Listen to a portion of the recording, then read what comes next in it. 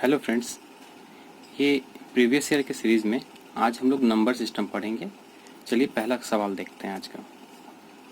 If a 9 digit number 389x6378y is divisible by 72, then the value of √6x + 7y will be. तो हमें सबसे पहले इसमें divisibility का रूल पता होना चाहिए।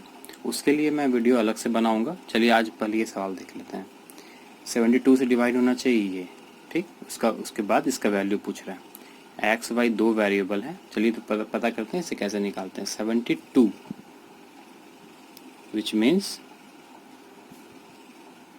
8 × 9।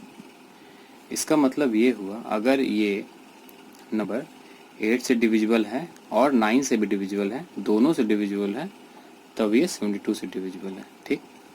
तो 8 से डिविजिबिलिटी का क्या होता है कि लास्ट 3 डिजिट 8 से डिविजिबल हो। ओके, तो चलिए देखते हैं। 8 से डिविजिबल हो 7, 8 एंड ये डैश मान लेते हैं y को। 7, 8, 9 टाइम्स में 72, ठीक। 6 रिमाइंडर हुआ। अब यहाँ पे ऐसा कौन सा डिजिट ले कि पूरी तरह से डिविजिबल हो जाता है। यहाँ पे एक ही डिजिट आता है, वो है 4, कि ये 8 टाइम्स में पूरा डिविजिबल हो जाए। It means y is equal to 4। हमें क्या पता चल गया, चलिए इधर लिख लेते हैं। y इज इक्वल टू 4, हमें ये पता चल गया। अब हमें निकालना है x, तो ये निकाल सकते हैं इसका आंसर।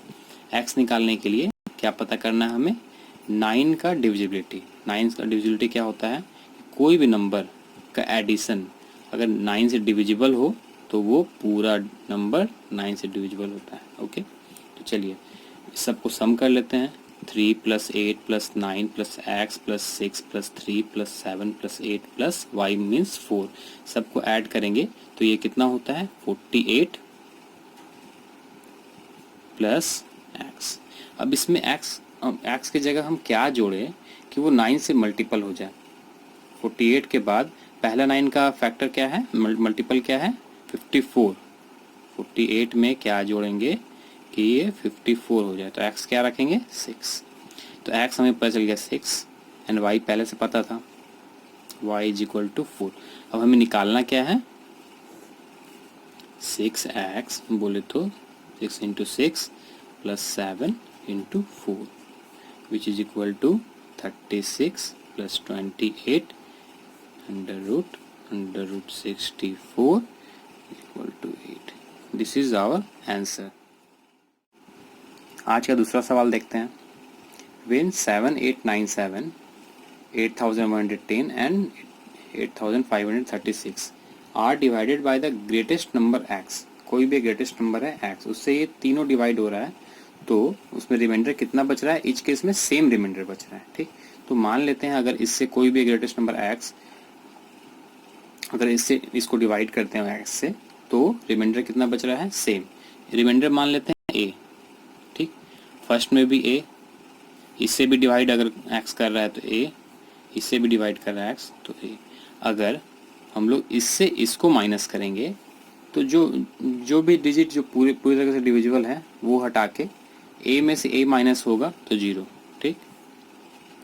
इससे इसको माइनस करेंगे तो इसमें भी a - a is equal to 0।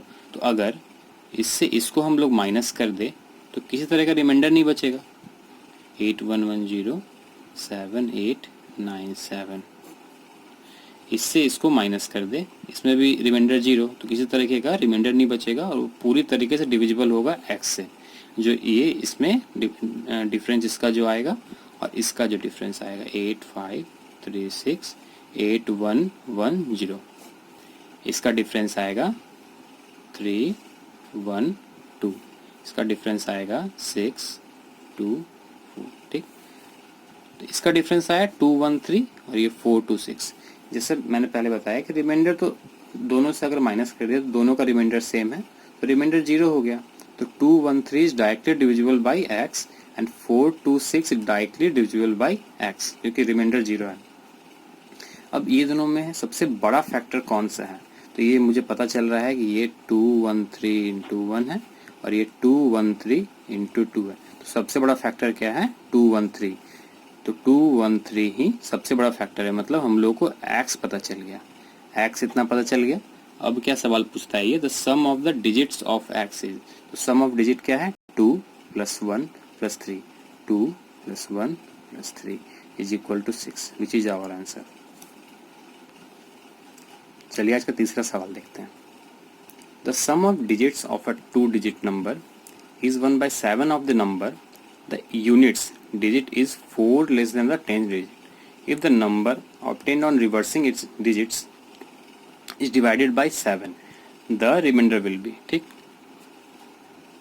इस सवाल में आपको कुछ नहीं करना है। इसमें क्या बोल रहा है कि 2 डिजिट का एक नंबर है, the sum of digit is of a 2 digit number is 1/7 of the number. 1/7 of the number, इसका मतलब ये है कि वो नंबर 7 से डिविजिबल है। ठीक, तो 7 का मल्टीपल आपको देखना है कौन कौन सा है। और आगे क्या बोल रहा है, बस एक ही और क्राइटेरिया है, the unit digit is 4 less than the 10th digit. तो 7 का मल्टीपल में एक ही आता है 2 डिजिट नंबर जिसका यूनिट डिजिट 10th डिजिट के 4 कम होता है, वो है 84। इस सवाल में और कुछ था ही नहीं, 84 ही एक है मल्टीपल 7 का जिसका 10th डिजिट यूनिट डिजिट से 4 ज़्यादा है, एक यही है। अब आगे सवाल क्या बोल रहा है, if the number obtain on reversing its digit, अगर रिवर्स कर दे तो रिवर्स क्या होगा, 48 is divided by 7, the remainder will be. इसको बस सीधे 7 से डिवाइड कर देना है, तो ये कितना आएगा, 6 बार में 42 6, तो 6 रिमाइंडर आ गया। यही आंसर था, इसमें और कुछ नहीं करना आपको। आज का चौथा सवाल देखते हैं। When a 2-digit number is multiplied by the sum of its digits, the product is 424। कोई भी 2 डिजिट नंबर है उसको अगर मल्टीप्लाई करते हैं sum of its digit, 2 digit number मान लीजिए कुछ भी,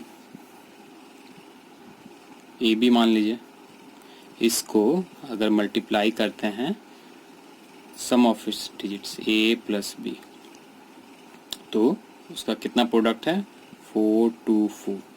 अब when the number obtained by interchanging its digit is multiplied by the sum of its digit, interchange कर दिए तो बी ए, सम तो सेम ही रहेगा ए प्लस बी, उसका कितना मल्टीपल करके आ रहा है, रिजल्ट क्या आ रहा है, 280। अगर हम लोग इस दोनों को डिवाइड कर देते हैं, सिंपल सा क्वेश्चन है, तो ये तो कट गया सीधा। अब इसका देखते हैं, इसका कितना क्या आएगा, 4 से डिवाइड करते हैं 70, 4 से करते हैं 106, फिर 2 से करते हैं 53, 2 से करते हैं 35। लीजिए तो सवाल ही, हम आंसर ही आ गया, जवाब ही आ गया। The sum of the digits of the given number, अब हमें पता था ए बी और बी ए, 5335, तो हमारा आंसर 53। इसमें क्वेश्चन क्या बोल रहा है, सम बताना है वो गिवन नंबर का, 5 + 3 विच 5 + 3 विच इज इक्वल टू 8, यही था आंसर, और इसमें कुछ सवाल में कुछ नहीं है। Thank you. आज का 5वां सवाल देखते हैं। The HCF of 2 numbers is 21 and their LCM is 221 times the HCF. ठीक, एचसीएफ क्या पता है हमें, 21 और LCM 221 times the HCF 21। If, आगे सवाल क्या है, if one of the numbers lies between 200 and 300 then the sum of the digits of the other number. अगर एक नंबर 200 और 300 के बीच लाई करता है तो दूसरे नंबर का सम ऑफ द डिजिट्स, उसके जो डिजिट है उसका सम पूछ रहा है, उसका जोड़ पूछ रहा है। तो सबसे पहले देख ले, हमें ये पता है कि प्रोडक्ट